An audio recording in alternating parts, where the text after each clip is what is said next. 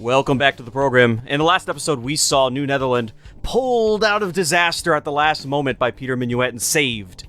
But now, as we're nearing the end of the 1620s and into the early 1630s, things are going to change in the colony quite a bit. Management is going to change a couple times back in the Netherlands, and Peter Minuet is going to have to adapt as things rapidly start to progress for him. In this episode, we're going to cover a couple topics up until the point where Peter Minuet is let go. He is fired. He is canned. The reasons obscured by history, but we're going to see that this won't be the end of Peter Minuet. So we're going to see his last act here in New Netherland. Then he's going to show up again, and stay tuned for that. One subject I'm going to mention briefly and then cover quite heavily in probably its own independent episode is around this time we're talking about in this episode, we see the first African slaves arrive in New Netherland. One of the dark legacies of New Netherland, because people like to talk about how many great legacies and how influential the Dutch presence in the Hudson River Valley and the nearby regions were to history.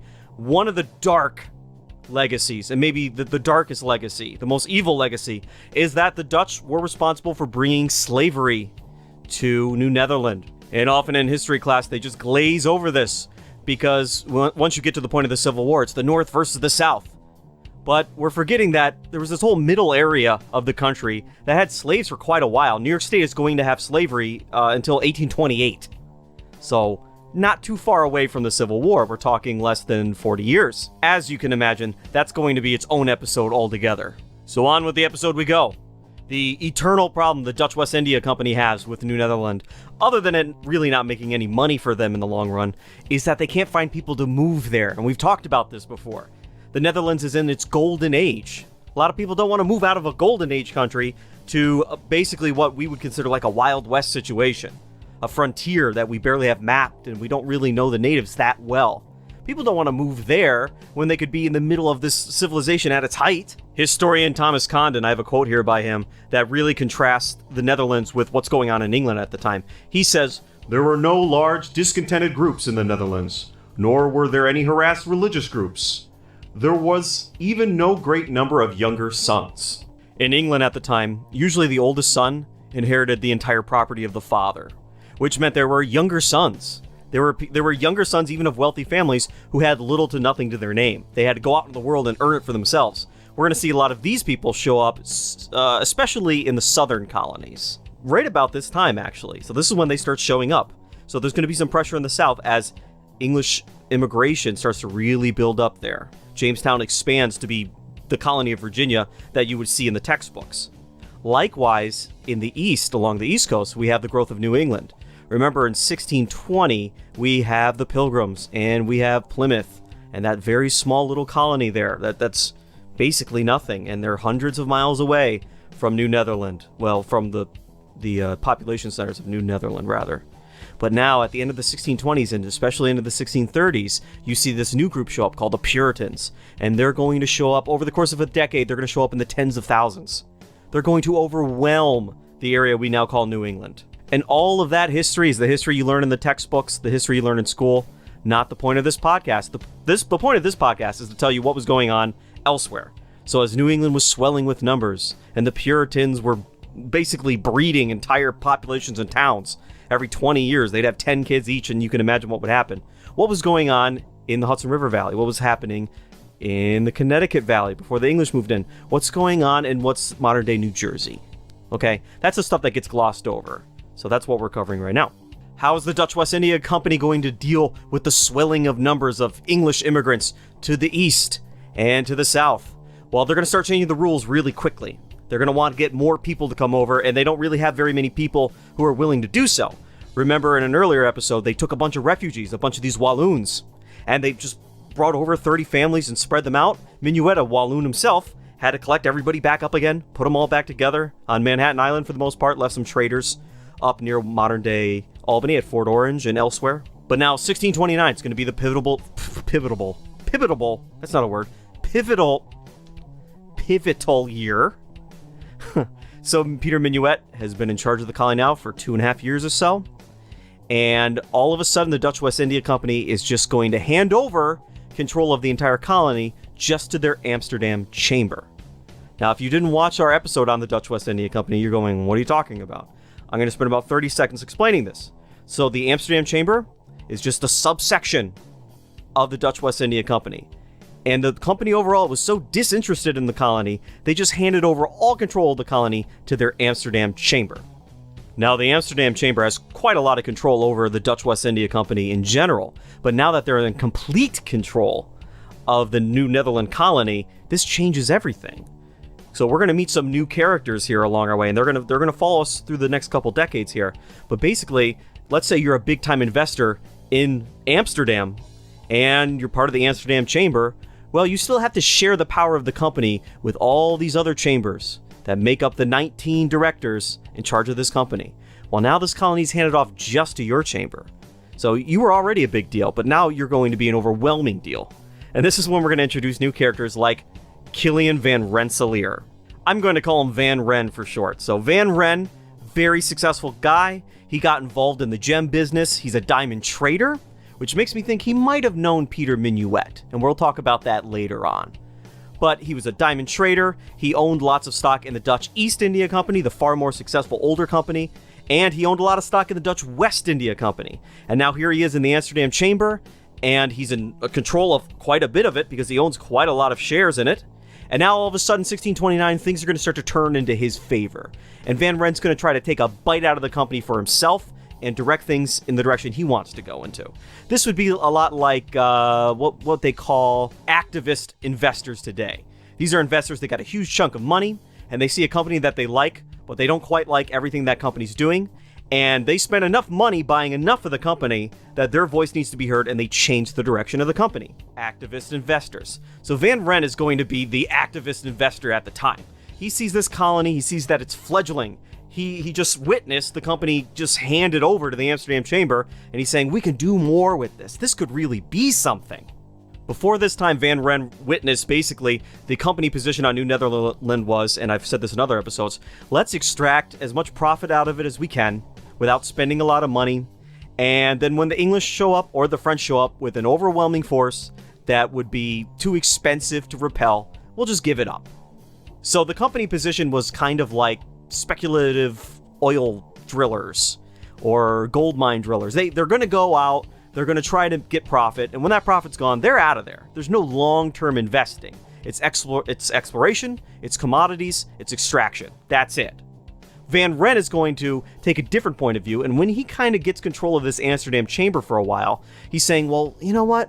The climate's not that different than the Netherlands. Maybe we can start something there. Maybe we can start an agricultural base. Van Ren, in this sense, is going to be more, not like an activist investor, but more like a Warren Buffett, where he has a plan and he knows it's going to take a very long time to pay off. But the slow growth, the coming in of dividends and reinvesting and the compounding interest will cause the company to grow, right? So he's also thinking very long term, kind of like a Jeff Bezos, who came up with Amazon, and Amazon wasn't really making any profit until just a couple years ago. Not too long ago, you'd be shocked by it because they were constantly reinvesting the money they were making. So Van Ren's like that. He's like, okay, this little part of the company's not really making any money, but we have control of it now. And if we do the right things, maybe in a decade, 2 decades, or maybe I can hand this off to my family, my descendants, and they can make something of it. So he's thinking super long term, and it's going to pay off for him and not so much his buddies. All right, I'm done rambling. The big idea that he and his friends came up with were the invention of what's called Patroonships. Basically like little fiefdoms, little not kingdoms, but little areas where you're basically the lord of that area. And it would be agricultural based, a lot like a medieval manor. And so Van Ren and others are going to try to coax people over from the Netherlands and other places to settle in these areas that they have exclusive control over and become farmers, basically tenant farmers for them. And they'll start their own little fiefdoms, their own, almost like a kingdom that's just theirs in the New World. This sounds really weird because when we think of the New World, we think of people moving over here to get away from things like that. But the French had a similar idea going on around the same time, and the Dutch were now going to embrace the idea of making fiefdoms. And it wasn't the worst idea in the world. So they thought, well, let's get these big investors, we'll give them a big old chunk of land, and they'll use their resources to coax people over there. People who normally wouldn't be able to afford their way over, they could be paid to go over, and they'd be indentured servants for a while, have contracts, farm the land owned by somebody else, and give up some of their crops as rent. And this plan, among other ideas, was part of the 1629 Charters of Freedoms and Exemptions. This was intended to help stimulate immigration to the colony. So the one thing they're going to do is create Patroonships, which we're going to talk about. Another thing they're going to do is open up the fur trade a little. So what they're going to say is anyone can trade furs, anyone can buy furs from the natives, not just the company. But here's the hitch here. You can buy furs from whoever you want, but you have to sell them to the company. So instead of having a monopoly on the fur trade, the company is now going to have what's called a monopoly. So I can't control the supply, but I can control the demand. You have the furs now, but you have to sell them to me. That's a monopoly, controlling the demand, not the supply. So now free colonists who came over with their own dollars, they could participate in the fur trade to some degree. Meanwhile, if you were part of one of these patroonships and you were brought over as a servant of somebody else to work on their land, that wasn't for you. You weren't allowed to do that sort of activity. So already we're seeing the emergence of classes and different people being allowed to do different things. And like I said earlier, yes, there is the beginning of a slave presence in New Netherland, although it will never be as extensive as it gets in the South. In the long run, though, this Charter of Freedoms and Exemptions turns out to be just a failure. It doesn't stimulate immigration. There's going to be a time where New Netherland actually does kind of explode in population. It was not really a failure of a colony when the English finally roll in. But this charter, it kind of falls apart. It doesn't really stimulate immigration, not to the degree people want it anyway. Back to Patroonships.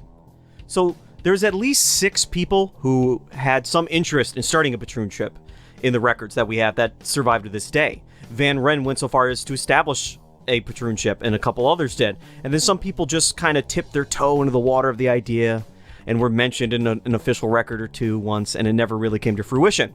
We have a couple of their names. We know Killian van Rensselaer, of course. He's going to be our number 1 guy. Then we have Samuel Godgen and Samuel Blommaert.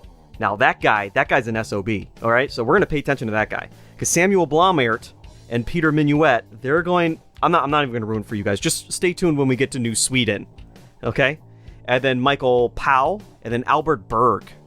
So we have at least 5 people that we know of, and there might be a couple more. I just don't have the records right here. Their idea was to carve up huge chunks of New Netherland into these large manors, these huge estates, similar to plantations. Only the majority of the workers there would be some sort of tenant farmer, rather than relying on slave labor. When we usually hear the word plantation in the United States today, we think of slave labor. In this case, it would be indentured workers or tenant farmers. Now, the Patroonships would serve not only to populate the colony, but to create a supply of food, a steady supply of food on this side of the Atlantic versus the European side of the Atlantic. And that food could feed the colony, but also could be traded to English colonies, like the colonies down south, which were busy growing cash crops and not so much food. And that created starvation in some of these early years. And then even the English colonies out east, where the soil in New England isn't that great. So agriculture isn't as good as it was in what is now the Hudson River Valley and points south. Also, that food could be loaded onto ships at a waypoint, New Amsterdam, and sent to feed people in all of those Caribbean islands the Dutch controlled. The ones that the Dutch really cared about and paid attention to, where they themselves were making cash crops, especially sugarcane. So in places like Brazil that were controlled by the Dutch for a while, they're too busy making really expensive cash crops, things people really want, like sugar. Meanwhile, the colder climate of New Netherland, well, they could grow less expensive crops that people can actually eat. So you're going to go to this really fertile island or really fertile section of South America, and you're going to grow the expensive stuff, but you still need to feed the people there. And so the Dutch were setting up this network. Well, Van Rensselaer had this idea in his head of starting a network whereby the expensive cash crops can go back to the Netherlands, and there was a readily available source of food close enough by to make it to those plantations in the Caribbean and South America. So under the plan, each patroon would be given 4 leagues on one side of a river or 2 leagues on both sides. What this means in the long term is a guy like Van Rensselaer is going to have a manor that takes over basically half of what is now the capital region in New York State. We're talking all of Rensselaer County, I wonder who that's named after, and Albany County. It's just a massive amount of land. The charter also specified that patroonships had to be 7 to 8 leagues apart from each other, at least. Now, there are some reasons why that might be. This was a rule that was also set up with the patroonships in Guyana. Now, one idea being, well, if the patroonships grow, they need to have room to grow. And if they're right next to each other, they're going to start overlapping each other. There's going to be conflict, and the company's going to have this internal strife that it just certainly doesn't need, because it's already dysfunctional as it is. You don't need people in the same chamber tearing each other's heads off because they're fighting over farmland. So the company actually assumed that these things would work and they would grow. They're putting a little more enthusiasm into New Netherland. They're saying, you know what, this is probably going to work in the long run. So it's a change in attitude from when the whole company controlled New Netherland and not just the Amsterdam Chamber. Another thing, it allowed patroons to conduct their own beaver trade. So this is Van Ren and others just taking a big bite out of the company. This would be like if I was the manager of Walmart and I was selling TVs out of the back of the store and putting the money in my own pocket and then bribing my, area manager to keep his mouth shut.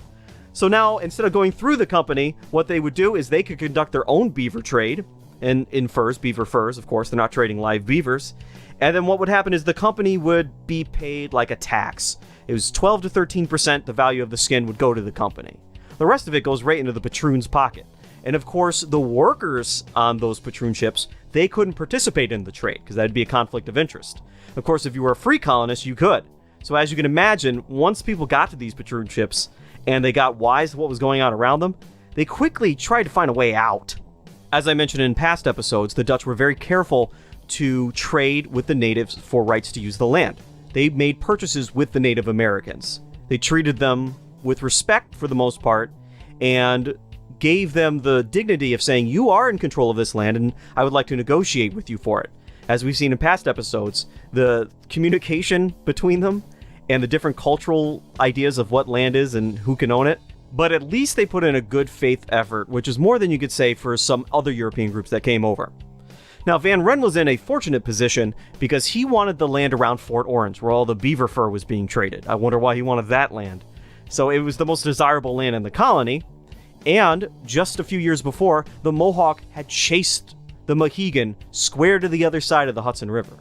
So the Mohegan had all these lands that they really didn't have access to anymore, and that the Mohawk weren't exactly claiming yet. And the Mohawk were, of course, had treaties and alliances with the Dutch. So Van Ren was able to go in there and purchase some lands that the Mohegan previously occupied. And again, like I said, it's a huge chunk of land. And he took advantage of the fact that the Mohawk had already cleared the Mohegan out of there. And the Mohegan just sold their land to Van Ren. What are they going to use it for at this point? They can't even go onto it safely. By the time the negotiations are over and the land is purchased and they are finally ready to set up patroonships, the deal had kind of changed a little. So the sources are iffy, but it seems like by the time the patroons are set up, the patroons aren't allowed to participate in the fur trade. That kind of seems to go away at some point. Now, when all the papers are signed and all the charters are made and the patroonships are set up, it seems at some point they lost the ability to participate in the fur trade legally. Although pretty much every source says, yeah, Van Ren and all of his associates and any rich guy who owned part of the company had their own side hustle, again, dealing beaver furs out of the back door. So that didn't seem to go away. It was just off the books. The patroonships also became hereditary. So you could just pass it down to your son and then he'd pass it down to his son. Literal little kingdoms right inside of the middle of what's the east coast of the United States today. In fact, the patroons could tax their residents up to 10% or so and ran their own criminal justice system. They were the magistrates, the legal authority, the tax collectors of the area, and the landlord.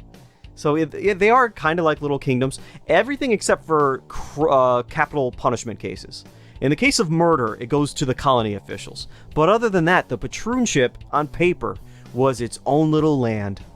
Unfortunately, all the other patroonships fall apart. It's just Van Ren. He stands alone.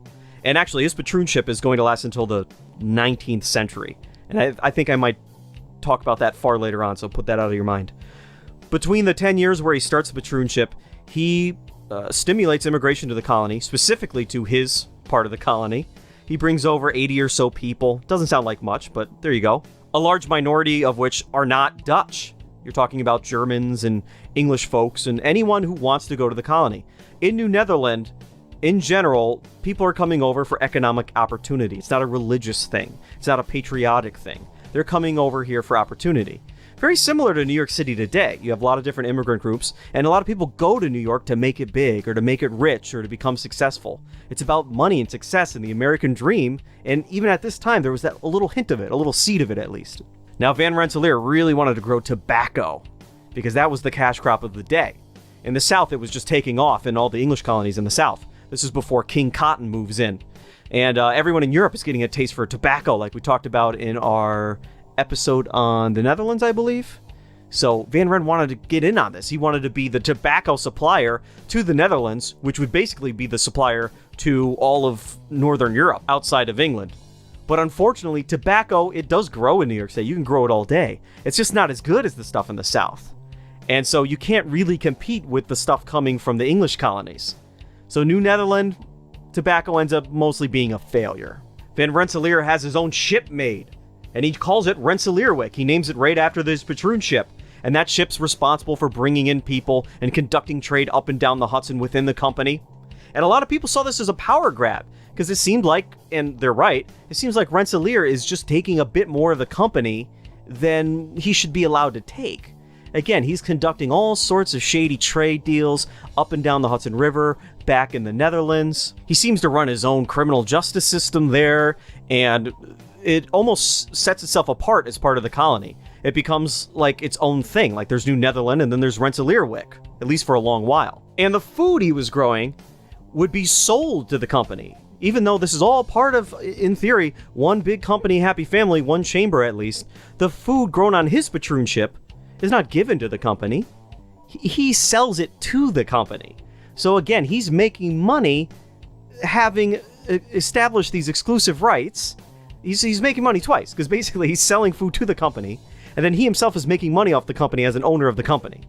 I don't know what to compare this to. This would be like me being a major owner in a car manufacturing company. I wish. Let's say I own a huge chunk in Toyota, and then I make it so Toyota makes an exclusive deal buying tires from the Eric Yanis Tire Company. Now, of course, I'm the sole owner of that company. So I'm using my influence in one company to force them to buy from another company, which I own in whole.